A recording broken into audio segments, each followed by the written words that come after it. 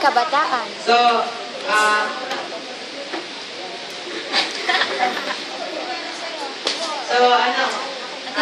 papasalamat ako sa inyo dahil nakakapagod dito. Yung ituturo ko po sa apostolic doctrine. Ako'y kabataan kaya ako magsasalita para sa Panginoon. Amen.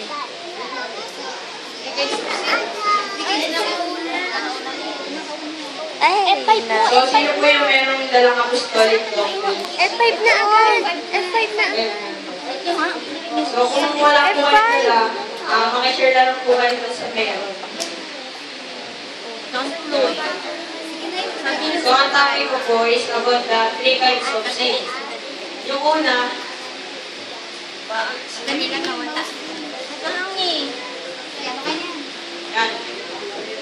Yan na.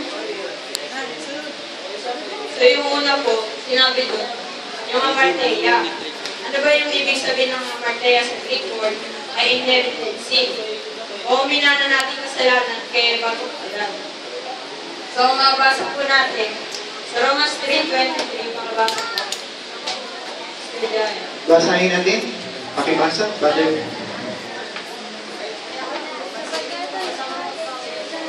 Sapagkat ang lahat ng kasalanan at hindi nakakaabot sa kalulatian ng Diyos. So, sinabi po doon sa talata ko, Nagkatago eh. lahat ng tao ay nakasala dahil sa kasalanan na ginawa ni Eva at Adan. So, sinabi doon sa Romans 6:23 na ang kabayaran ng kasalanan ay kamatayan. Yun.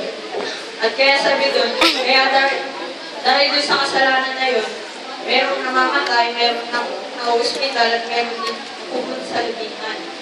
Yun. Yung unbelief ko. Unbelief.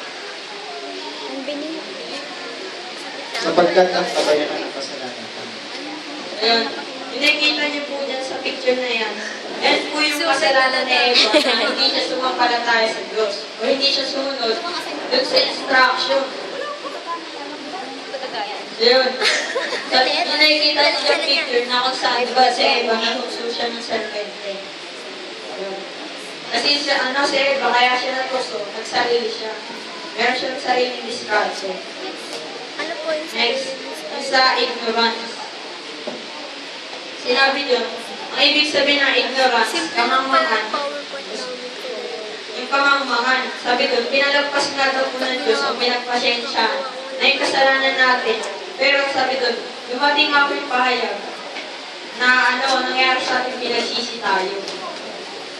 At sabi doon, kailangan natin lumakad. Patuloy tayo lumalakad kay Kristo. Yan, sinabi doon sa 17:30, na yung panahon nga nila na tayo ay pinagsisi na ng Diyos dahil dumating yung pahayag. Next.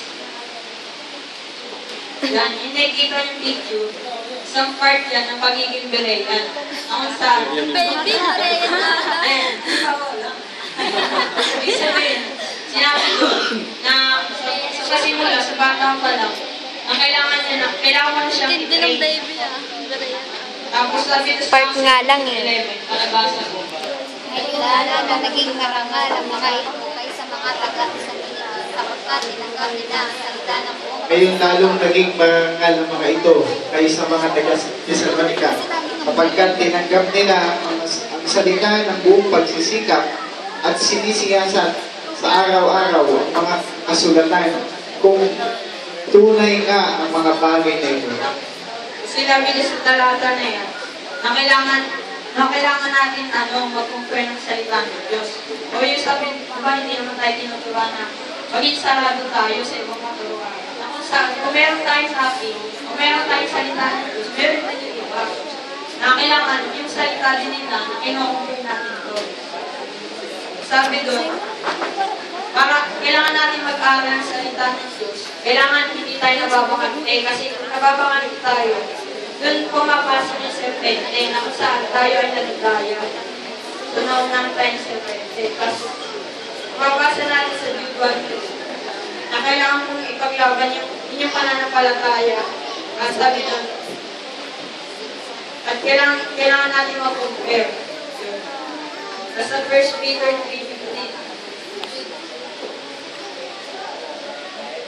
sinabi doon na kailangan, kung yung kapatid, meron siyang tanong, kailangan tatay sa pagsagot. Kasi, mahirap sumagot, di ba, pag hindi tayo nag-aaral. Amen po ba? Amen!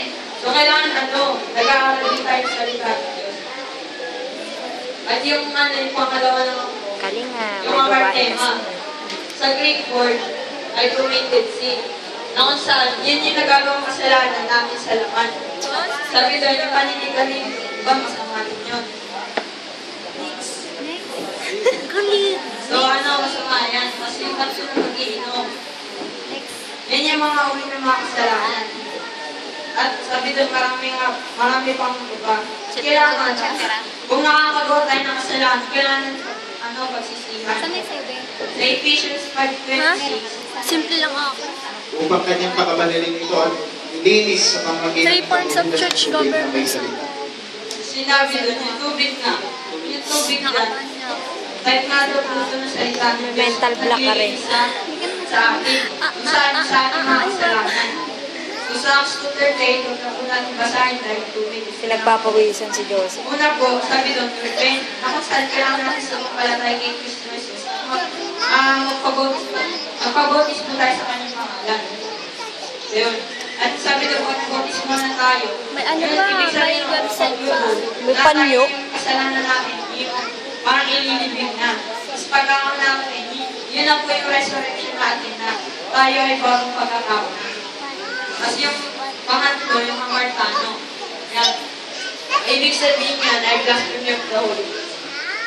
Tapos sabi doon, tayo ay nagkakasala sa Espiritu Santo.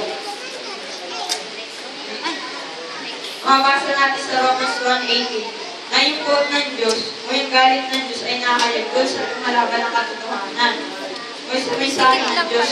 Tapos mabasa rin na po natin sa Galatians, sa Matthew 12:32. Sinabi doon na kung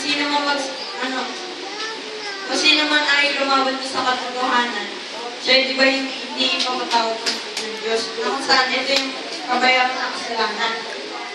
At sabi doon, yung nakikita niyo dyan, yun yung mga kalayawan ng mga tao na kung saan masaya sila dito sa lupa. Pero sabi doon, yung katulo, merong kapalit. Yun yung sila mapupunta sa lupa. Tapos doon sa become one. Sinabi doon, kailangan makiisa kay Kristo o sa Diyos. At sabi doon, kung tayo ay naging kaisa na kay Kristo, kailangan hindi na tayo lumabas sa mali o dun sa katotohanan. May mensahe ng Diyos na Ulo mo, Jela. yung permanent indwelling. Wait lang, CCR muna.